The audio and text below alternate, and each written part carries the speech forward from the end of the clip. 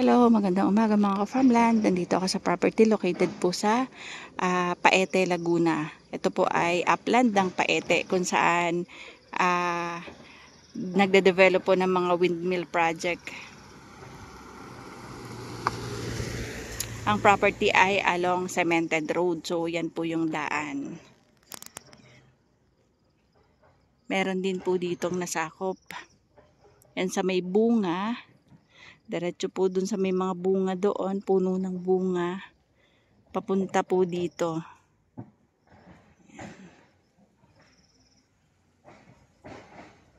Malaki ang frontage niya sa kalsada.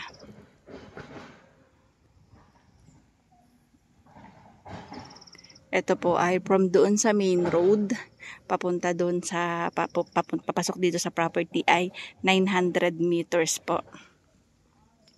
Ayan, kung may naririnig kayong ingay, kasalukuyan po nagbabakho ng kalsada dito sa area na ito kasi po yan po ay ginagawa na right of way papunta po sa mga itinatayong windmill at mga transmission line.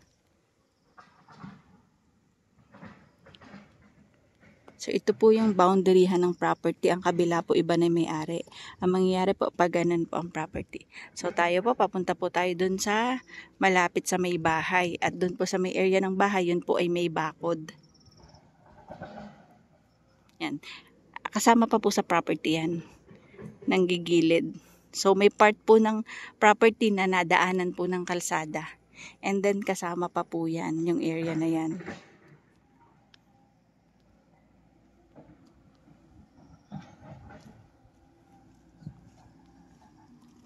Sa mga hindi po nakakaalam ng Paete, Laguna, ito po ay in between po ng Bayan ng Kalayaan at ng Pakil, Laguna. So ito po ay lampas po ng Pagsanhan at Santa Cruz. Ang kagandahan dito mga farmland, may linya po ng kuryente. At ang tubig po dito ay meron po ditong ilog. May ilog po sa loob ng property. Ilog or sapa. Yan po, nagde-develop po ng right of way po ng papunta po sa itinatayong windmill.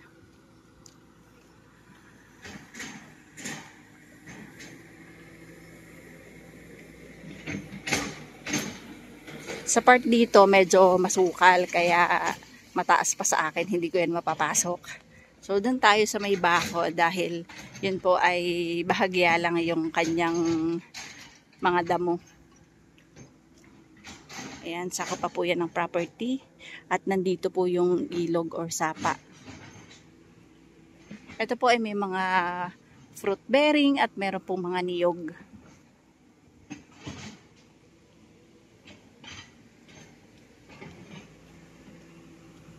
Kagandahan po dito, malapad po yung kanyang kalsada. Yan. Yan po yung sapa.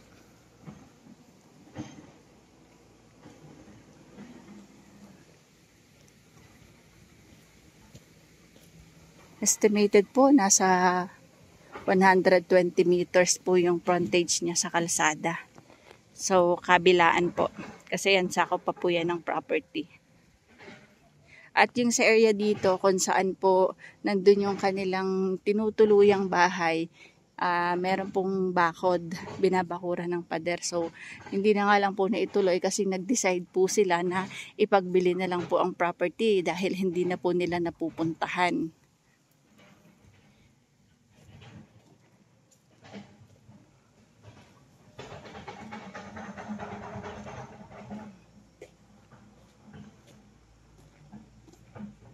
Ito po ay titled property mga ka-farmland. At hindi po siya ganoon kataas ang presyo.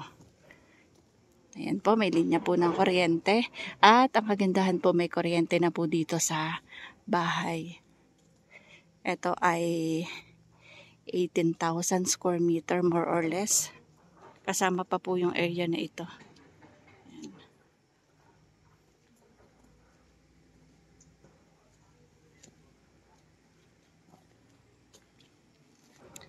So, tayo po, pasok po dito tayo sa loob ng property.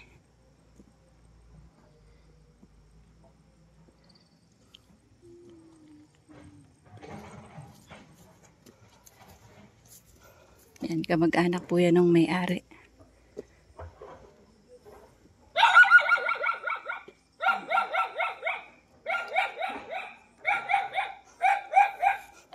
Ito, ang kagandahan dito, konting linis lang to.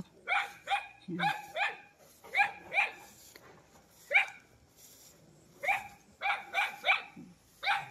Meron pong mga niyog at kalamansi.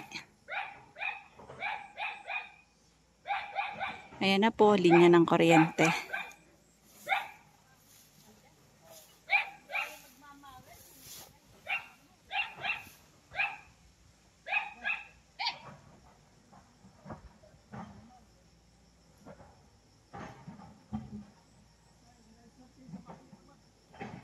So, ayan po yung boundaryhan, may bakod. Tas, yan na po yung kalsada sa kabila. Yan, may bakod din po dito. May mga kalamansi po, niyog, nara, abokado, santol. So, ito po yung dating bahay na itinayo nila. And ngayon po, nagpagawa sila ng bago doon. May dalawa pong senior citizen na nakatira dito, yung mag-asawa.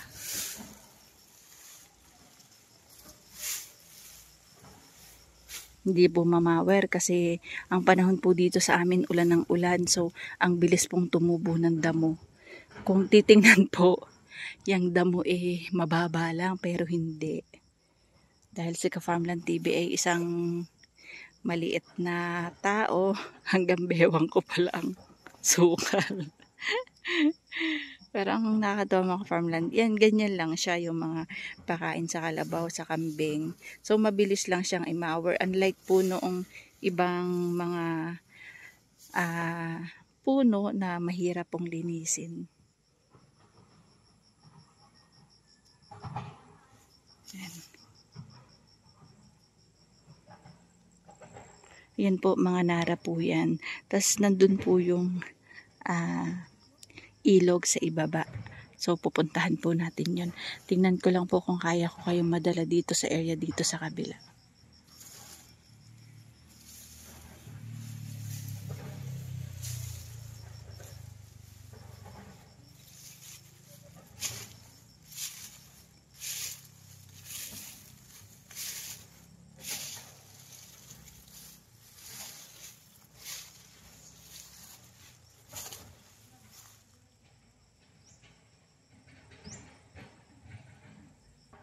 Ayan may bakod na po mga farmland. Ayan po. Ayan po yung bakod. Meron din po ilang puno ng mahogany. Tapos may mga kawayan. Ganda po nito pag nalinis na. Ang ganda po niya i-develop. Kung pwede pong farm resort, pwede pong camping site, pwede namang farm lang.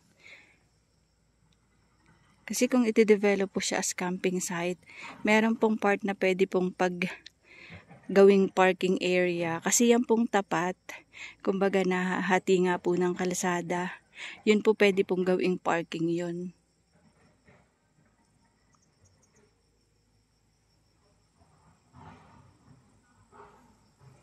Kagandahan po dito, maganda na po yung development dito sa bundok.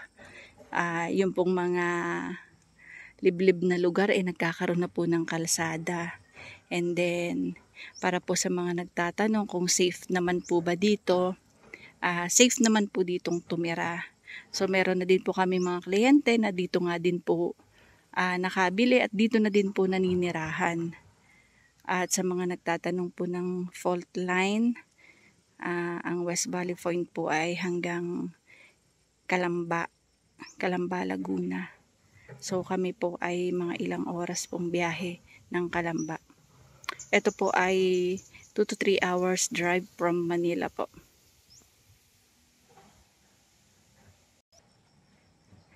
So ayan, nandito po ako sa may part po nung likod nung dating bahay.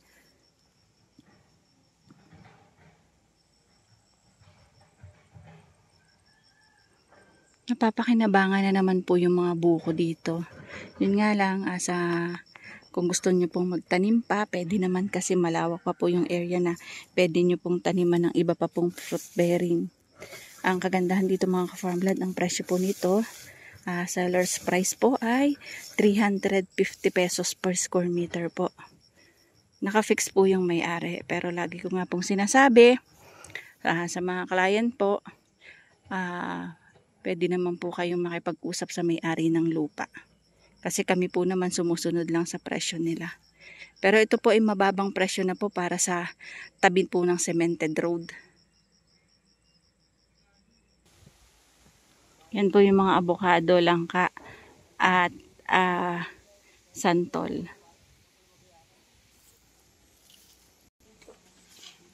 Mayroon pa rito nung nagsama natin mga babayan. Manda ko na pa naman big machine. Ito po yung area na papunta sa ilog. Nay, dahan-dahan ka lang, madulas. Wala ka pong bota. May tungkod. Ayan, ito po yung area na papunta po sa Sapa. Ay di, yung kabila pong yan iba na po ang may-ari. Kasama pa yan. Kasama pa. Iba ako doon. Kabilang babuyan. Di general yun. Ayun, hanggang dun pa po sa may niyog. Pahigdan yun. Sige, kwarto-kwarto yan. Ayan, masukal na nga lang po at hindi na po nalilinisan kasi ulan ng ulan. Ang ganda ng tubig, ang linaw. Si Arthur, yung asawa. Pati ito, waling damo yun. Ayan, hanggang dun pa po sa kabila, yun pong nakikita nyong mga yero na yun po ay dating pinag-alagaan ng baboy.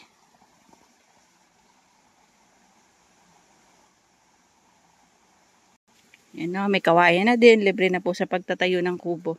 At nandito na nga po tayo sa Sapa. Maganda din tong gawing overflow, i-develop. Yan o, malinaw ang tubig.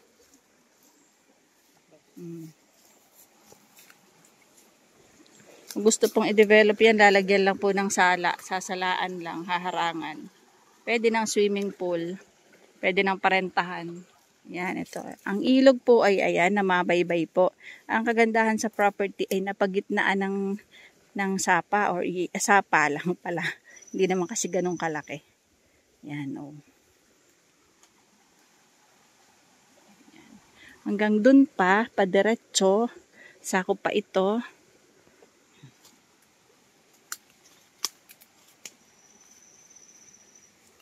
Yan, tayo po ay nasa gitna na po ng kakahuyan. Pero ang ganda po dito. Lilinisin lang. Sako pa po ng property itong aking nilalakaran at yung sa kabila po ng kawayan.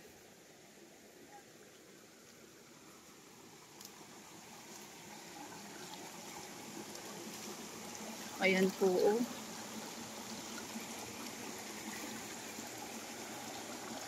Ang ganda magtampisaw. Yan mga ka-farmland, para po sa naghahanap ng merong ilog sa loob ng property, ayan na po. Teka, tatawid ako, titingnan ko kung paano ko mabibidyoan sa inyo.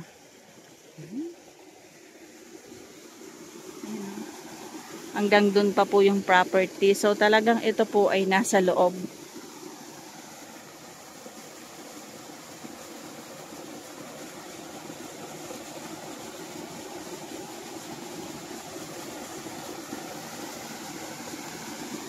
Mamaya ako na po lilibutin yung bahay. Yan, sako pa yan. Hanggang dyan. Sako pa po yung kawayan na yan.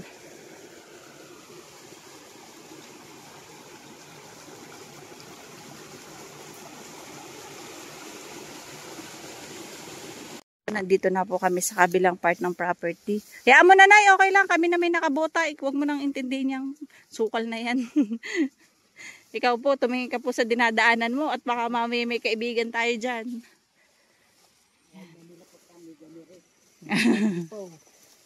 May saging. Ayan, ito po yung dati nilang pinag-alagaan ng baboy. Pwede pa po yan, palitin lang ng bubong.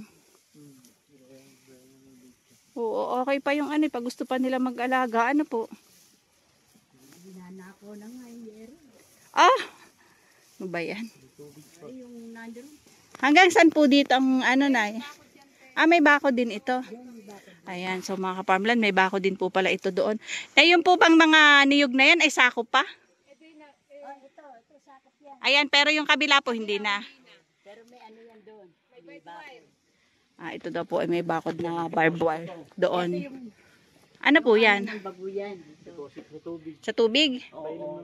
Ah, May compressor dati yan. Nabenta na rin.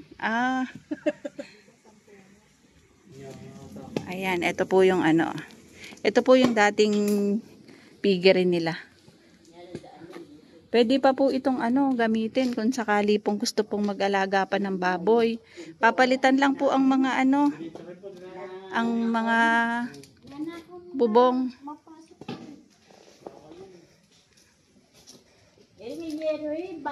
Ay, ito po. Ito po ay may bakod doon. Hindi naman namin napuntahan ng mister ko. Wala na. Okay pa po itong ano, itong alagaan ng baboy, itong koral o kulungan ng baboy. Hanggang dyan pa po, diretso pa po doon. Kasi dyan po naman ay may bakod, yung katabi yung kay General, may bakod po yun. So, yun po yung pinaka-boundaryhan nitong property.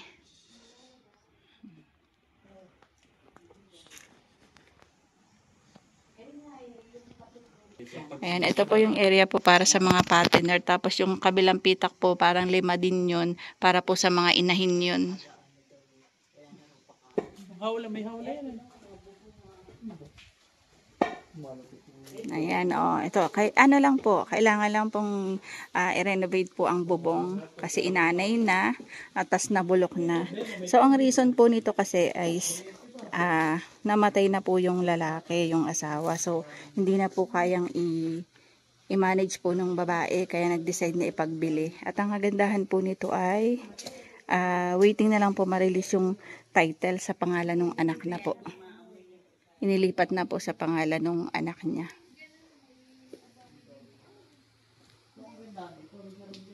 Ang kagandahan po dito, may sarili po itong tubig. May sarili po ding deposito. Ayan. Ito po. So, ayun o, nandun po yung bakod po nung kabilang property. Yung kay General po. Katuwa mga ka-farmland kasi mababa lang yung presyo. Hindi po siya ganoon kamahal pero maganda pong i-develop farm lot.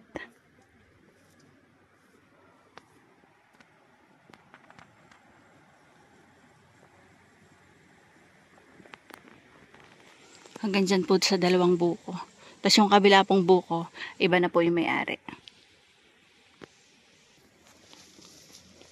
Ayan, kami po ay babalik na po doon sa area sa may bahay. Bibidyohan ko po yung bahay para po makita nyo. Yun po yung tinitirahan po nung mag-asawa. Nung mag-asawang senior citizen na nagbabantay po dito. Kamag-anak po siya nung may-ari ng lupa.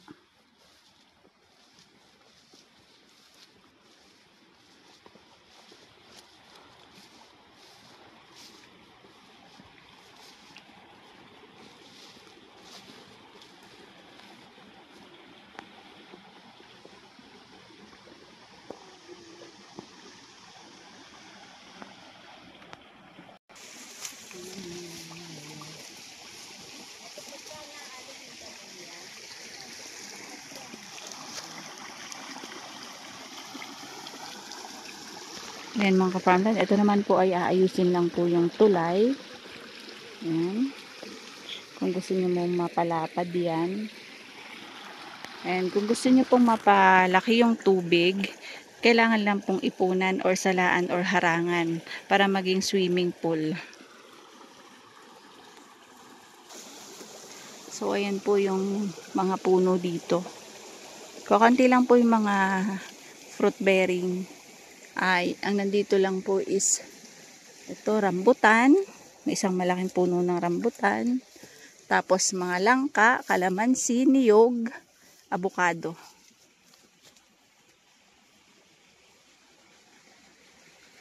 Ayan.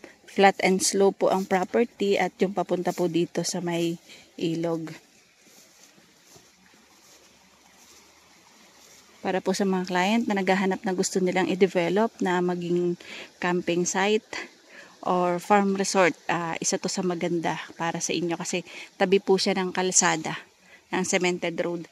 At hindi po siya ganon kamahal.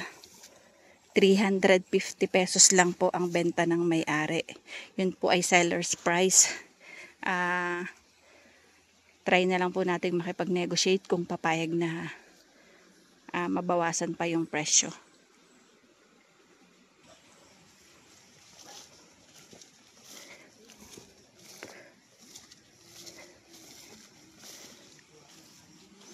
Yan po. Unlimited water. Ito po ay santol at avocado. Yan po, avocado.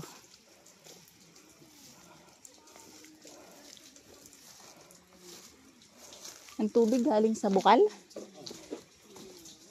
Ayan po, sila po ay luluto sa kalangkahoy.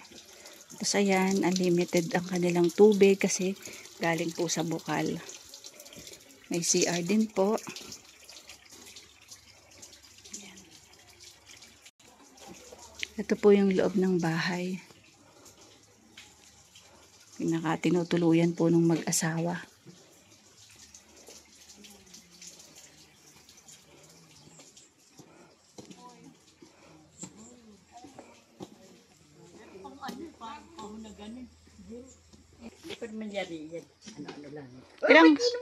Ayan yun ay at maputik yung bota ko. Ayan yun. Ayan, ito po yung loob ng bahay.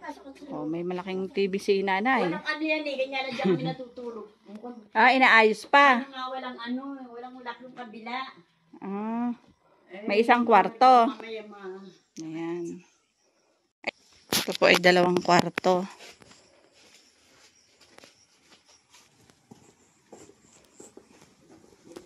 Dito po ay no need na pong gumamit ng gas, ng gasol kasi ang gamit nila ay kahoy. Ito, 2 siya. Kasi hindi pa yari yung Ayan. hindi napalitan ng yero. Yung tubig niyan. So, ito pong tubig na ito ay galing po sa bukal. So, dun sa mga hindi masiselan po ang sikmura, ang tiyan, pwede po dito kumuha ng maiinom. Pero, syempre, yung iba po, hindi po sanay po sa bukal. So, madami naman pong mabibilhan ng, ng mga purified drinking water po. Ito po, ang malapit po dito ay ang Barangay San Antonio, kung saan meron na din po doon mga grocery, hardware, meron ding water filling station. Siguro mga lang siya, mga 10 to 7 minutes drive lang po.